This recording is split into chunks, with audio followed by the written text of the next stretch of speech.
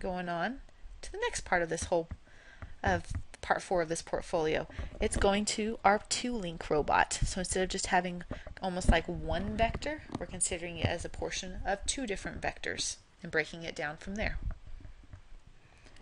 Alright, here again our whole goal is to find that very top position right here. And then what this first paragraph is just saying is that it can be done by just doing vector addition. Okay. Alright, so for basically our first example with vector addition, we want to use the following configuration to determine the vector p and theta by using vector addition. Okay, so let's break this down into some pieces so we can get all this information off of it. Analyzing this really closely, let's look. This is our first vector coming up right along just to there. So it gets you to a point, and obviously our x portion of it and our y portion of it. Okay, and we rotate it up a certain angle, or in this case they say down 45, which is the same thing as going up 45. And they give us a value of the vector along that arm. Okay, next part then is from there, then we rotate through a second one here. Again, it has its own value. It's been at 30 degrees. Okay, and it can be broken down into its x and y components just as well. There's the x component of that one, and then the y component. Okay, which is just that tiny little bit. And the big grand vector itself that we're looking for is this guy right here. It's that, not hypotenuse, but kind of it's like that part connecting, going straight from the origin all the way out to there. And that's what we're looking to find.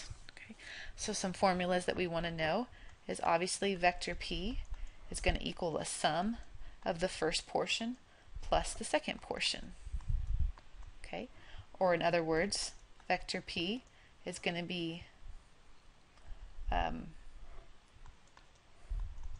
px times I plus py times its unit vector.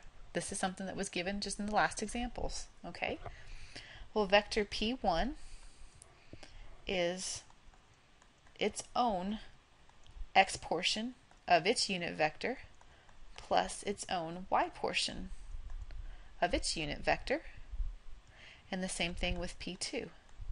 It has its own portion of the x vector and its own portion of the y vector, unit vector.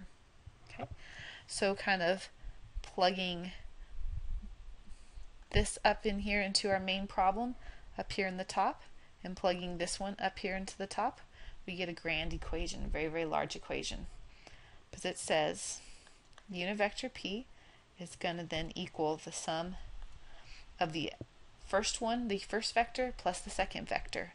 The first vector, which has its x component and its y component, plus, so if I want to put that kind of in parentheses just to isolate it, the sum of then the second one having its own x component and its own y component. Okay, so let's keep going from here. Give ourselves just a little bit more room. So kind of factoring out or focusing the x portions, let's kind of push this one with this one, just rearranging this a little bit. Okay, so we can say px1 plus px2, all of that which has the common unit vector, plus py1 plus py2 times the common unit vector there. Okay? So basically what we're saying, the reason why, I guess come over here back to this where I drew this dot right over here, this is the one we know, this is the formula we know, and this is when you have basically one arm or one vector you're looking at. But when you're looking at 2, that's where this equation's coming into, meaning you've got 2 x components making up your grand x component. You've got 2 y components. And the only difference I would change if this, maybe let's say there's 3 vectors involved, then what would be here would be px1 plus px2 plus px3 times the unit vector, py1, py2, py3. So what this is all is saying is basically that if you're adding 2 vectors, you need to add 2 x components and 2 y components. And that's what we're looking at here. Okay, so let's keep going on a little bit more with this. You know, each of these pieces like px1 and px2 and py1 and py2, we can actually find. And that's what we're wanting to do, because we're just going to use those rules that we've been doing before, where px1, the vector in the x position, is going to be p1 times the cosine of its angle, which for the first one is 45 degrees. And then py1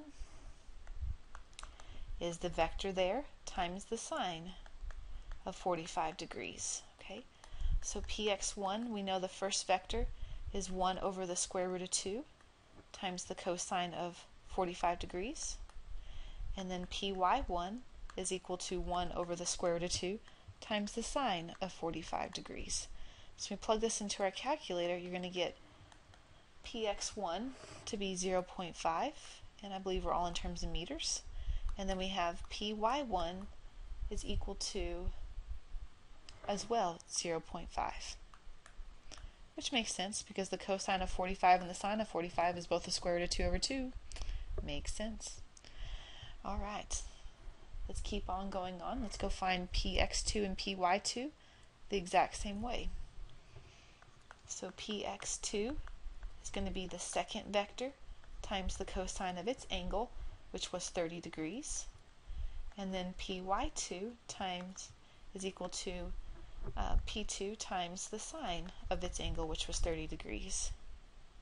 Okay, the length of the vector for p2, I believe, let me go back up and check that one, I can't remember, is 0.5. Okay, sorry about that. Okay, so 0.5 times the cosine at 30 degrees, and then py2 is equal to 0.5 times the sine at 30 degrees.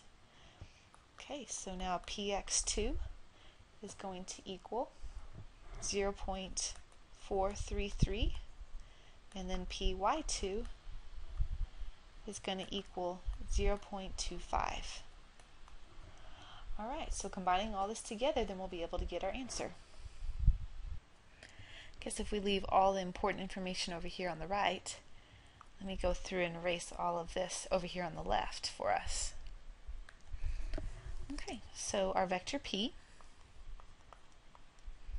is going to equal px1 plus px2, so that's going to be 0.933 times that unit vector I, and then the sum of the y portions, so py1 plus py2 is 0.75 times the unit vector in that direction, all of that in meters.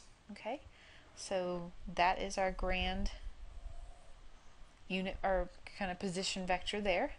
And from that point, if we really wanted to find the magnitude and specifically the direction it's going to be, then we can say p, is going to be the square root of the x portion squared, 0.933 squared, plus 0.75 squared, and that comes to 1.197 meters. And if we wanted the direction, theta is the tangent inverse of the y portion, so 0.75 over the x portion, which is 0.933.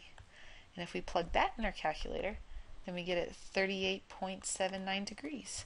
So we can say, here's your vector right here, has a magnitude of 1.197 meters in the direction of 38.79 degrees. Going back to our picture, there you go. Our vector right there has a magnitude of 1.197, and that angle right there is the 38.79 degrees in that specific direction.